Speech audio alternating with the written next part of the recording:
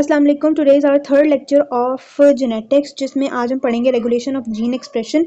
Regulation of gene expression में हमने कुछ पहले इसको प्रोकैरियोट्स में डिस्कस करना है और फिर हम इसको यूकैरियोट्स में डिस्कस करेंगे। ठीक है, तो आज हम इसको बेसिकली प्रोकैरियोट्स में डिस्कस करेंगे और फिर नेक्स्ट लेक्चर में हम इसको यूकैरियोट्स में डिस्कस करेंगे। So first of all, what is gene expression? Gene का खुद को एक्सप्रेस करना। जीन खुद को कैसे एक्सप्रेस करती है? Via the formation of a messenger RNA and ultimately a functional product which is the protein. तो ट्रांसक्रिप्शन और ट्रांसलेशन के प्रोसेस के बाद जो है वो जीन एक्सप्रेशन होती है in the form of a protein. ठीक है, okay, this is the basic introduction. अब प्रोकैरियोट्स में क्या होता है? प्रोकैरियोट्स में इस जेनेटिक एक्सप्रेशन की रेगुलेशन होती है 2 स्टेप्स पर, ट्रांसक्रिप्शन और translation. Most of the control is occurring at the transcription level. ठीक है, हम उसको उसी लेवल पर कंट्रोल कर लेते हैं।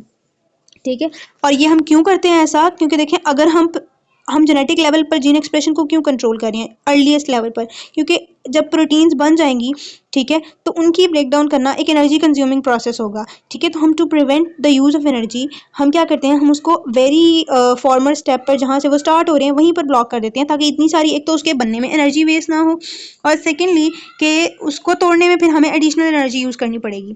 ठीक है, उसके बाद अगर हम यूकैरियोट्स में बात करें तो यूकैरियोट्स में ट्रांसक्रिप्शन होती है। सबसे पहले प्राइमरी आरएनए ट्रांसक्रिप्ट बनता है, फिर मैसेंजर आरएनए की जो है वो मॉडिफिकेशंस होती हैं, फिर उसमें इंट्रॉन्स होते हैं, एक्सॉन्स होते हैं, फिर उनकी साइटोप्लाज्म में ट्रांसलेशन होती है। उसके साथ एक जो हमारी प्रोडक्ट है प्रोटीन, वो भी बनती है और उसके साथ उसकी जो रेगुलेटरी प्रोटीन्स होती हैं वो भी बनती हैं, जो जाकर वापस न्यूक्लियस में उस प्रोटीन की जो रेट ऑफ फॉर्मेशन है, रेट ऑफ ट्रांसलेशन है, उसको फिर अफेक्ट करती हैं, उस जीन की रेट ऑफ ट्रांसक्रिप्शन को अफेक्ट करती हैं, जो इंटर्न ट्रांसलेशन को अफेक्ट कर रहा होता है। ठीक है, तो हमारा जो यूकैरियोट्स में जीन एक्सप्रेशन की रेगुलेशन होती है वो ट्रांसक्रिप्शन में भी होती है, ट्रांसलेशन में भी होती है, एंड उसके साथ साथ पोस्ट ट्रांसक्रिप्शनल मॉडिफिकेशंस और पोस्ट ट्रांसलेशनल मॉडिफिकेशंस के लेवल पर भी होती है। ठीक है, ये मैंने लास्ट लेक्चर में भी बताया था कि इन सारे लेवल्स पर होती है यूकैरियोट्स में, और इसके अलावा एपिजेनेटिक लेवल पर भी होती है। ठीक है, उसके बाद अब जीन्स की बेसिकली 2 मेन टाइप्स होती हैं on the basis of its function. ठीक है, एक हमारे पास होती हैं इंड्यूसिबल जीन्स और दूसरी हमारे पास होती हैं कॉन्स्टिट्यूटिव जीन्स। इंड्यूसिबल जीन्स क्या होती हैं? As the name indicates, inducible यानी कोई इंड्यूसर मॉलिक्यूल आएगा और फिर ये जीन्स जो है ये एक्सप्रेस होंगी। ठीक है, अब वो इंड्यूसिबल मॉलिक्यूल, ये वो वाली जीन्स हैं जो तब ट्रांसक्रिप्शन प्रोसेस स्टार्ट करेंगी when there is a need of that particular gene to be transcribed. ठीक है, यानी फॉर एग्जांपल जैसे इंसुलिन की जीन है, अब उसने तब इंसुलिन बनानी है जब ब्लड में ग्लूकोज लेवल्स बहुत ज़्यादा हो गए हैं। ठीक है, उसने सिर्फ तब इंसुलिन प्रोड्यूस करनी है। सो वो एक इंड्यूसिबल जीन है, वो हर वक्त वर्क नहीं कर रही, वो सिर्फ तब वर्क करेगी जब नीड होगी बॉडी की। ठीक है, तो ऐसी जीन्स को हम इंड्यूसिबल जीन्स कहते हैं। ठीक है, इसमें एग्जांपल हमारे पास एक बैक्टीरिया की, चूंकि अभी हम बात करें तो बैक्टीरिया में जो लैक्टेज की जीन, लैक्टेज एंजाइम है, लैक्टेज एंजाइम लैक्टोज को ब्रेक करेगा ग्लूकोज और गैलेक्टोज में। ठीक है, तो उसकी जरूरत कब पड़ेगी? ऑब्वियसली जब लैक्टोज होगा तभी लैक्टेज की जरूरत पड़ेगी। तो जो उसकी जीन है वो इंड्यूसिबल जीन है, क्योंकि जब लैक्टोज होगा वो तभी वर्क करेगी। अभी हम उसको डिटेल में भी डिस्कस करेंगे लैक ऑपेरॉन के टॉपिक में। उसके बाद आती हैं कॉन्स्टिट्यूटिव जीन्स, जिनको हम हाउस कीपिंग जीन्स भी कहते हैं। ये वो जीन्स है जो हर वक्त वर्क कर रही होती हैं। ठीक है, जैसे हमारे मैं अगर आपको एग्जांपल दूं कि माइटोकॉन्ड्रियल प्रोटीन्स हैं। ठीक है, माइटोकॉन्ड्रियल प्रोटीन्स ने एनर्जी प्रोड्यूस करनी है, या सोडियम पोटेशियम एटीपेज पंप है, उसने हर वक्त वर्क करेगा तो हमें एनर्जी मिलेगी। ठीक है, तो हमारे नॉर्मल प्रोसेसेस कैरी आउट होंगे, तो इसका मतलब है उसे हर वक्त बनना भी चाहिए। ठीक है, तो उसकी जीन जो होगी वो एक कॉन्स्टिट्यूटिव जीन होगी। ठीक है, और जैसे ये एंजाइम्स ऑफ ग्लाइकोलिसिस और एंजाइम्स ऑफ क्रेब्स साइकिल, ये सारी एग्जांपल्स इनकी जीन्स कॉन्स्टिट्यूटिव जीन्स में आती हैं। उसके बाद जीन रेगुलेशन की क्या क्या टाइप्स होती हैं? हमारे पास 2 तरह की जीन रेगुलेशन होती है। Either it is a positive gene regulation और it is a negative gene regulation. Positive gene regulation में क्या होता है? पॉजिटिव जीन रेगुलेशन में हमारे पास जीन का जो एक्सप्रेशन है वो इंक्रीज हो जाएगा वाया सम पॉजिटिव एक्टिवेटर। इसको हम पॉजिटिव, जो मॉलिक्यूल ये करेगा उसे हम पॉजिटिव एक्टिवेटर कहेंगे, उसे हम इन्हांसर कह सकते हैं, पॉजिटिव रेगुलेटर कह सकते हैं। ठीक है, और इसके ऑपोजिट नेगेटिव रेगुलेशन में उस जीन का एक्सप्रेशन, उस जीन की ट्रांसक्रिप्शन कम हो जाएगी, क्वांटिटेटिवली उसका एक्सप्रेशन कम हो जाएगा, और उसमें जो मॉलिक्यूल्स इन्वॉल्व होंगे उसे हम कह सकते हैं नेगेटिव रेगुलेटर, साइलेंसर या रिप्रेसर। तो ये हमारे पास रेगुलेशन की टाइप्स हो गई हैं। अब हम प्रोकैरियोट्स में डिस्कस करते हैं कि जीन एक्सप्रेशन कैसे होती है और वो कंट्रोल कैसे हो रही है। ठीक है, अच्छा जी, जीन अब प्रोकैरियोट्स में जो हमारे पास रेड कलर में है वो डीएनए सेगमेंट है। अब हमारे पास जब डीएनए ट्रांसक्रिप्शन होती है तो उसमें एक तो वो पार्ट है डीएनए का एक्चुअली वो जीन का पार्ट जिसने एक्चुअली अल्टीमेटली प्रोटीन बनानी है और वो प्रोटीन हमारा फंक्शनल प्रोडक्ट है, ठीक है। जबकि उसके साथ कुछ रेगुलेटरी पार्ट्स भी लगे हैं जिन पर आकर डिफरेंट ट्रांसक्रिप्शन फैक्टर्स ने रेगुलेटरी प्रोटीन्स ने बाइंड करना है और इस जीन की ट्रांसक्रिप्शन को वो अफेक्ट कर सकती हैं। जैसे अभी हमने पॉजिटिव एक्टिवेटर भी हो सकती है वो नेगेटिव एक्टिवेटर भी हो सकता है, ठीक है। तो डीएनए के ऊपर उस सब्सटेंस के लिए उस ट्रांसक्रिप्शन फैक्टर के लिए जो आप कह सकते हैं सीक्वेंस है उसे हम कहते हैं सिस एक्टिंग एलिमेंट्स, ठीक है। और वो जो फैक्टर्स हैं और वो जो रेगुलेटरी मॉलिक्यूल्स हैं वो सारे हमारे पास होते हैं ट्रांस एक्टिंग फैक्टर्स, ठीक है। तो वो जो ट्रांस एक्टिंग फैक्टर्स हैं वो आकर डीएनए के सिस एक्टिंग एलिमेंट्स पर बाइंड करते हैं और इस तरह से जो है वो ट्रांसक्रिप्शन इनिशिएट होती है और जो है वो रेगुलेट होती है, कंटिन्यू होती है, ठीक है। तो ये एक इंपॉर्टेंट बात है। उसके साथ ये जो डायग्राम बनी हुई है कि ये जो मॉलिक्यूल्स हैं ये डीएनए पर जब बाइंड करते हैं तो ये डिफरेंट मोटिव्स के थ्रू बाइंड करते हैं, यानी इनकी जो प्रोटीन्स होती हैं वो आइदर हेलिक्स फॉर्म में और बीटा प्लेटेड शीट में खुद को अरेंज करती हैं। उनके दरमियान में एक मॉलिक्यूल होगा, जैसे यहाँ पर जिंक नजर आ रहा है, ठीक है, और ये एक साइड पर जाकर फिर बॉन्ड बना लेती हैं टू द डीएनए मॉलिक्यूल, ठीक है। तो ये बस एक मोटिव्स की एग्जांपल है। उसके बाद अब हमारे पास जो मेन एग्जांपल है जो हमने डिस्कस करनी है for the regulation of gene expression in prokaryotes, that is the operon. Operon क्या है? अब जैसे मैंने बताया ना कि एक जीन है जिसने ट्रांसक्राइब होकर एक्चुअल फंक्शनल प्रोडक्ट बनाना है, उसके साथ कुछ रेगुलेटरी एलिमेंट्स भी हैं, ठीक है। उन रेगुलेटरी सीक्वेंसेस की भी ट्रांसक्रिप्शन होनी है, उनकी ट्रांसलेशन होनी है। उनकी ट्रांसलेशन से जो प्रोटीन बनेगी ना वो रेगुलेटरी प्रोटीन्स होंगी। वो रेगुलेटरी प्रोटीन्स वापस न्यूक्लियस में आएंगी और ट्रांसक्रिप्शन फैक्टर्स की फॉर्म में और डिफरेंट अदर रेगुलेटरी प्रोटीन्स की फॉर्म में वो जाकर डीएनए के डिफरेंट सीक्वेंसेस पर अटैच होंगी और अपनी जो एक्चुअल जीन है ना उसको रेगुलेट कर रही होंगी, ठीक है। तो बैक्टीरिया में ये जो एक पूरा एक पर्टिकुलर सेगमेंट ऑफ जीन का जो ये सारा फंक्शन है इसे हम ओपेरॉन कह रहे हैं, ठीक है, जिसमें एक जीन है जो ट्रांसक्राइब हो रही है और उसके साथ जो रेगुलेटरी एलिमेंट्स हैं वो सारे मिलाकर एक ओपेरॉन है। ये कोऑर्डिनेटेड यूनिट है, ठीक है। कोऑर्डिनेटेड यूनिट यानी अगर इसका ओपेरॉन अगर ऑफ होगा तो पूरी जीन ऑफ हो जाएगी, उसकी एक पार्ट की भी ट्रांसक्रिप्शन नहीं होगी। And one thing to note here कि जो बैक्टीरियल जो ट्रांसक्रिप्शन होती है ना वो पॉलीसिस्ट्रॉनिक होती है। पॉलीसिस्ट्रॉनिक मतलब जो उनके जीन से मैसेंजर आरएनए बनेगा ना, हमारे यूकैरियोट्स में क्या होता है कि जीन से जो मैसेंजर आरएनए बनता है ना वो कोई एक प्रोटीन बना सकता है। लाइक कि अगर हमें सोडियम पोटेशियम एटीपेज पंप चाहिए तो सोडियम पोटेशियम एटीपेज पंप भी बना सकता है, ठीक है। लेकिन बैक्टीरिया में क्या होता है कि उनका जो मैसेंजर आरएनए होता है वो 2 और 3 प्रोटीन्स एट अ टाइम बना सकता है उसी मैसेंजर आरएनए से, ठीक है। तो इसलिए उसको हम पॉलीसिस्ट्रॉनिक कहते हैं। तो अब वो पूरे सेगमेंट जो पॉलीसिस्ट्रॉनिक मैसेंजर आरएनए बनाएंगे जिन पर वो 3 से 4 सेगमेंट्स होंगे ना जिन्होंने 3 से 4 प्रोटीन्स बनानी है वो सारे ऑफ हो जाएंगे अगर ओपेरॉन ऑफ होगा तो, ठीक है। और अगर वो ऑन होगा तो सारे ही वो ऑन हो जाएंगे और उन सारी प्रोटीन्स की सिंथेसिस स्टार्ट हो जाएगी। उसके बाद अब ओपेरॉन क्या है? अच्छा, हमने जो ओपेरॉन डिस्कस करना है, अब हर एक प्रोटीन का ऑब्वियसली ओपेरॉन होगा, हर एक मैसेंजर आरएनए का ओपेरॉन होगा। तो हमने जो डिस्कस करना है वो लैक ओपेरॉन है। लैक ओपेरॉन मतलब जो लैक्टेज एंजाइम है, ठीक है, उसका बेसिकली ओपेरॉन इस एस्चेरिचिया कोलाई में हमने डिस्कस करना है, ठीक है। अब उसमें कौन कौन सी जीन्स हैं, वो वाली जीन्स इन्वॉल्व हैं जो लैक्टोज मेटाबॉलिज्म में इन्वॉल्व हैं, ठीक है। और ये तब एक्सप्रेस होगा, लैक ऑपेरॉन तब ऑन होगा जब लैक्टोज प्रेजेंट होगा और ग्लूकोज एब्सेंट होगा। ये मैं आपको इसकी रीजन भी बता देती हूँ, लेकिन ये आपने बात याद रखनी है कि ये जो लैक ऑपेरॉन है ना इसका ग्लूकोज से लिंक क्यों है ये भी हम थोड़ा सा इसको डिस्कस करेंगे। लेकिन ये याद आपने रखना है कि ये सिर्फ तब एक्टिवेट होगा क्योंकि लैक्टेज जीन हमें क्यों चाहिए, लैक्टोज की ब्रेकडाउन करने के, लैक्टेज एंजाइम लैक्टोज की ब्रेकडाउन करने के लिए चाहिए। लैक्टोज ही नहीं है तो एंजाइम का हम क्या करेंगे, तो ठीक है। तो ये तभी एक्टिवेट होगी जब लैक्टोज प्रेजेंट होगा और ग्लूकोज क्यों एब्सेंट है तो वो भी अभी हम डिस्कस करते हैं थोड़ी देर में, ठीक है। इसमें स्ट्रक्चरल जीन्स भी हैं, कंट्रोल एलिमेंट्स भी हैं, रेगुलेटर्स भी हैं, प्रोमोटर्स भी हैं और ऑपरेटर साइट्स भी हैं। ऑपेरॉन की खास बात यह इसमें एक ऑपरेटर साइट होती है, ठीक है, जो जिसकी वजह से उस पर आकर एक रिप्रेसर या स्पेसिफिक मॉलिक्यूल लगेगा ना तो पूरा ऑपेरॉन ऑन भी हो सकता है और पूरा ऑपेरॉन ऑफ भी हो सकता है, ठीक है। इस वजह से इसको हम एक यूनिट कह रहे होते हैं, ठीक है। उसके बाद क्या है, स्ट्रक्चरल जीन्स कौन कौन सी हैं जिन्होंने एक्चुअली स्ट्रक्चरल ट्रांसक्राइब होने के बाद ट्रांसलेट होकर जिन्होंने फंक्शनल प्रोटीन बनानी है, जिन्होंने लैक्टेज बनाना है और लैक्टोज मेटाबॉलिज्म के प्रोटीन्स बनानी है। कौन कौन सी जीन्स हैं वो, लैक जी जीन है, वो क्या बनाएगी, beta galactosidase. Beta galactosidase lactase का ही दूसरा नाम है जो क्या करता है, लैक्टोज को ग्लूकोज और गैलेक्टोज में कन्वर्ट कर देता है। उसके बाद वाई जीन परमीज बनाती है जो कि लैक्टोज की परमिएबिलिटी को मेंटेन करता है। और जो ए जीन है it codes for an enzyme thiogalactoside trans acetylase, जो कि लैक्टोज को एसिटाइलेट कर देता है। इसका फंक्शन क्या है, इसका क्या मकसद है इसको एसिलेट करने का, इट इज स्टिल अननोन। ठीक है, तो ये जस्ट उसको एसिटाइलेट करता है, it is a part of the metabolism of lactose. अगर हम इसकी डायग्राम देखें तो ये लैकोपेरोन का स्ट्रक्चर है। ठीक है, इसमें से अब अगर आप देखें तो ये जो ये पार्ट है ना, ये हमारे पास स्ट्रक्चरल जीन है, जिसमें लैक जी जीन है, लैक वाई जीन है, लैक ए जीन है। अभी हमने इन तीनों के फंक्शन पढ़े हैं कि इनसे कौन कौन सी प्रोटीन बनी है।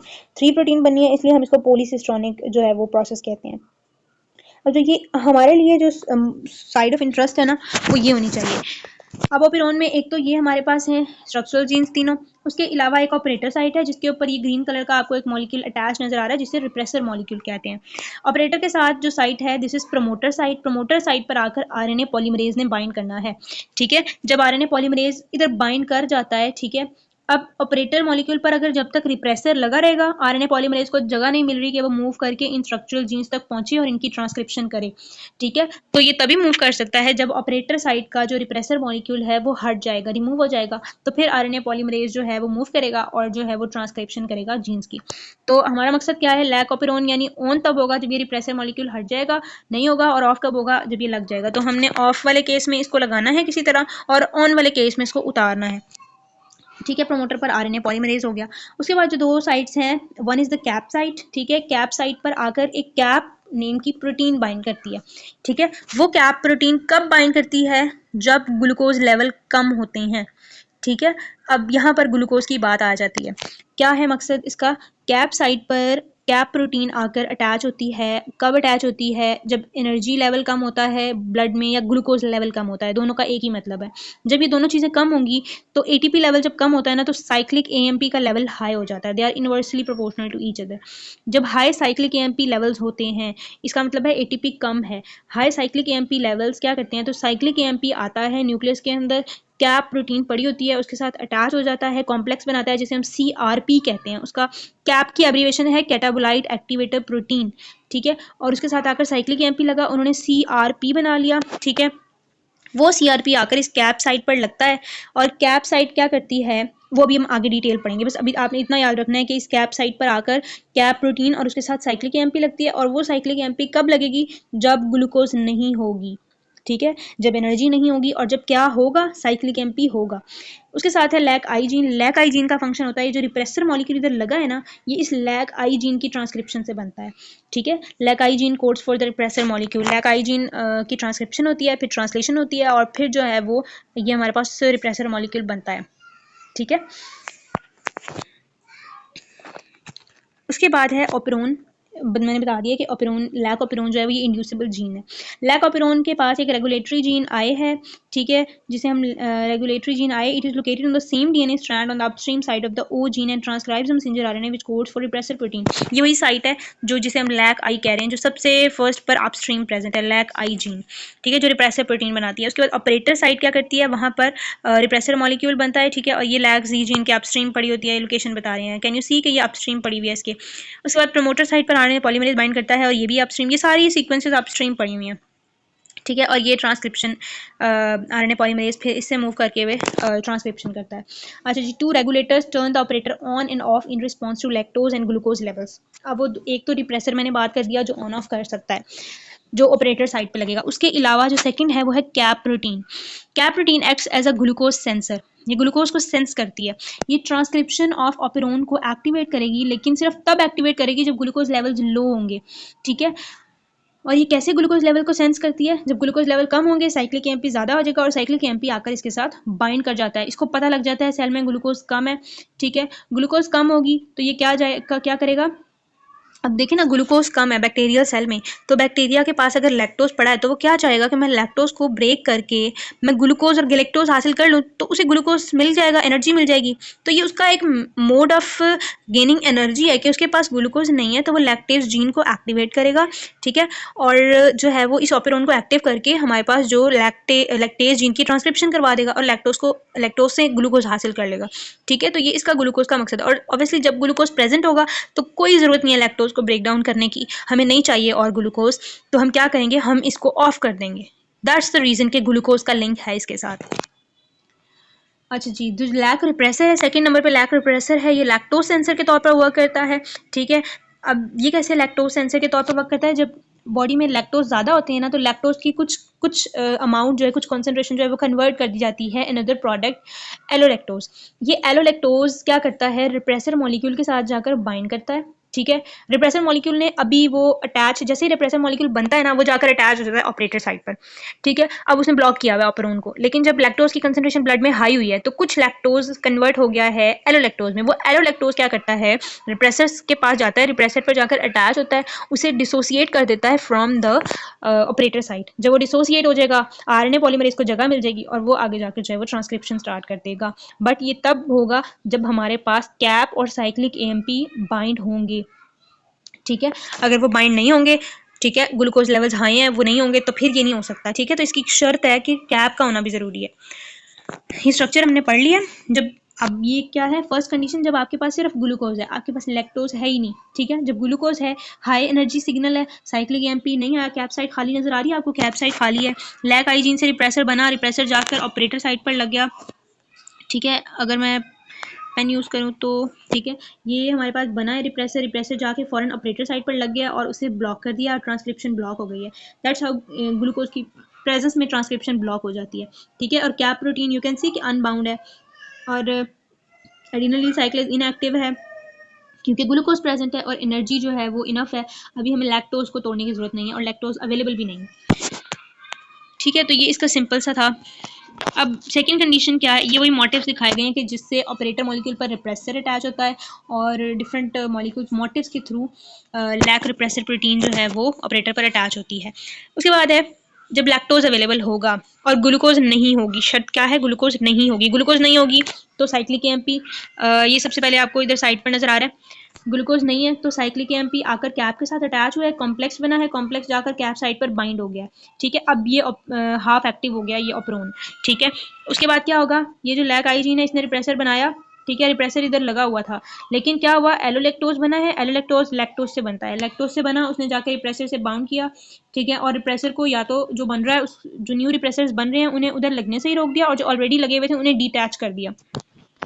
ठीक है, और इस तरह से क्या हुआ, ये फ्री होगी और आरएनए पॉलीमरेज मूव करेगा और ट्रांसक्रिप्शन हो जाएगी और इनके रिस्पेक्टिव प्रोडक्ट्स बनने लग जाएंगे। ठीक है, operator is not blocked and the cap site is occupied, RNA polymerase is efficient, can efficiently initiate transcription। और ये क्या है कि allolactose bind to a repressor protein cause a conformational change that prevents the repressor binding to the operator। ठीक है, तो ये बात होगी कि जब लैक्टोज अवेलेबल है। उसके बाद अब कंडीशन ये भी हो सकती है कि आपके पास लैक्टोज भी अवेलेबल है और आपके पास ग्लूकोज भी अवेलेबल है। ठीक है, अब हमें लैक्टोज की ज़रूरत इतनी नहीं है बिकॉज हमारे पास प्राइमरी एनर्जी सोर्स हमारा ग्लूकोज है। ठीक है, तो अब क्या होता है, अगर आप इस वाले में देखें तो दोनों चीज़ें हाई हैं। ठीक है, तो आपके पास कैप अनबाउंड रहेगी क्योंकि हाई एनर्जी सिग्नल है, साइक्लिक एएमपी नहीं मिलेगा। ठीक है, तो ये साइड अनबाउंड रहेगी, लेकिन दूसरी साइड पर क्या हुआ है कि एलोलैक्टोज भी बन रहा है और वो इसको भी डिटैच कर देगा। ठीक है, तो क्या होगा, कभी कभार थोड़ी थोड़ी ट्रांसक्रिप्शन हो जाएगी रिप्रेसर के हटने की वजह से, लेकिन यूजुअली क्या होगा, इस कैप साइड के ना होने की वजह से ओपेरॉन अनइंड्यूस्ड रहेगा। ठीक है, तो इसमें बहुत थोड़ी सी ट्रांसक्रिप्शन होती है अगर जो है इधर साइक्लिक एएमपी अटैच हो जाए, नॉर्मली अनइंड्यूस्ड ही रहता है, कोई लैक्टेज एंजाइम नहीं बनेगा। ठीक है, although the repressor is inactive, the cap binding site is empty, so RNA polymerase cannot efficiently initiate transcription। ठीक है, तो ये आपने याद रखना है कि जब ग्लूकोज और लैक्टोज दोनों प्रेजेंट होंगे तो हमारा प्राइमरी फोकस क्या है कि हम ग्लूकोज से एनर्जी हासिल करें, इसलिए हम लैक्टोज को ब्रेक डाउन नहीं करेंगे। बैक्टीरिया भी यही करता है। उसके बाद अब सेकेंड एग्जाम्पल क्या है, ट्रिप्टोफैन ओपेरोन। तो ट्रिप्टोफैन ओपेरोन में आपने क्या याद रखना है कि ये भी एक अनदर ओपेरोन है। ठीक है, अब इसमें क्या है, आपने याद रखना है कि ये ओपेरोन कब एक्टिव होगा, जब ट्रिप्टोफैन की कंसंट्रेशन कम होगी, क्योंकि ये क्या बनाता है, ट्रिप्टोफैन बनाता है। ठीक है, तो जब ट्रिप्टोफैन की कंसंट्रेशन कम होगी तो ये एक्टिवेट होगा और जब उसकी कंसंट्रेशन ज़्यादा होगी तो ये ओपेरोन ऑफ हो जाएगा। ठीक है, तो the tryptophan operon found in E coli is group of genes जो कि अमाइनो एसिड ट्रिप्टोफैन के बायोसिंथेटिक एंजाइम्स बना रहा होता है, जो उसके मेटाबॉलिज्म में इंपॉर्टेंट होते हैं। जब ट्रिप्टोफैन लेवल्स लो होंगे तो ये ऑन हो जाएगा, जब वो कम ज़्यादा होंगे तो ये ऑफ हो जाएगा। अब इसमें भी एक रिप्रेसर मॉलिक्यूल है, लेकिन इसकी जो मैकेनिज्म है वो थोड़ा सा डिफरेंट है, वो हम डायग्राम से डिस्कस करते हैं, ठीक है। और एक तो इसमें ऑन ऑफ वाला मैकेनिज्म है, दूसरी बात ये जो ट्रिप्टोफैन अगर बन गया है, अगर ट्रिप्टोफैन ज़्यादा है लेकिन फिर भी वो बन गया है, तो भी उसको रोकने का एक मैकेनिज्म है जिसे हम एटीनुएशन कहते हैं, वो भी अभी हम देखते हैं। अच्छा जी, सबसे पहले अगर ट्रिप्टोफैन नहीं है तो we want tryptophan repressor gene encodes a repressor protein which is originally inactive. In the absence of tryptophan, transcription of structural gene occur for the biosynthesis of tryptophan. ठीक है, अब ट्रिप्टोफैन हमारे पास नहीं है, ठीक है, तो हम उसको बनाना चाहते हैं, ठीक है। तो अब इस ऑपेरॉन को हमने एक्टिव करना है। ये ऑपेरॉन एक्टिव कैसे होगा, ठीक है, ये हम बाद में पढ़ते हैं, पहले हम डायग्राम देख लेते हैं। तो ये हमारे पास डायग्राम है, ठीक है। ये ट्रिप्टोफैन की जो स्ट्रक्चरल जीन है, ठीक है, जो स्काई ब्लू कलर में शो हो रही है, ठीक है, इसमें ट्रिप्टोफैन ई है, डी है, सी है, बी है और ए है। ये सारे मिलकर जो है ना एंजाइम्स ऑफ ट्रिप्टोफैन सिंथेसिस बना रहे हैं, ठीक है। क्योंकि ट्रिप्टोफैन नहीं है तो हमने ट्रिप्टोफैन बनाना है। पहले डायग्राम के नीचे लिखा हुआ है tryptophan absent, repressor inactive, operon on. अब मैं बताती हूँ कि कैसे होता है। सबसे पहले क्या हुआ कि हमारे पास ऑपरेटर है, प्रमोटर है, प्रमोटर से पहले हमारे पास एक ट्रिप्टोफैन आर जीन है। ट्रिप्टोफैन आर जीन क्या कर रही है, ये बना रही है रिप्रेसर मॉलिक्यूल, ठीक है। लेकिन ये जो रिप्रेसर मॉलिक्यूल बनाती है ये इनएक्टिव होता है, ठीक है। इसने ट्रिप्टोफैन की एब्सेंस में ये इसमें कोई कैप प्रोटीन नहीं होती, ये डायरेक्ट रेगुलेटेड होता है ट्रिप्टोफैन की कंसंट्रेशन से, ठीक है। इसमें ये जो रिप्रेसर बन रहा है ना, ये इनएक्टिव है। इसका मतलब है कि जब ट्रिप्टोफैन नहीं है तो रिप्रेसर प्रोड्यूस हो रहा है बट वो इनएक्टिव है, वो लग नहीं सकता जाकर, और जो है आपके पास जब तक वो लगेगा नहीं तो ऑपेरॉन ऑन है और ट्रांसक्रिप्शन हो सकती है, ठीक है। That's about the absence of tryptophan. अब अगर आपके पास ट्रिप्टोफैन है, जब ट्रिप्टोफैन होता है तो वो क्या करता है, इस इनएक्टिव रिप्रेसर के साथ आकर बाइंड करता है एज अ को रिप्रेसर, ठीक है, और इसे एक्टिवेट कर देता है। जब ये रिप्रेसर एक्टिवेट हो जाता है ट्रिप्टोफैन की प्रेजेंस में, तो ये जाकर ऑपरेटर पर बाइंड हो जाता है और आरएनए पॉलीमरेज को मूव नहीं करने देता और ट्रांसक्रिप्शन नहीं होती, ठीक है।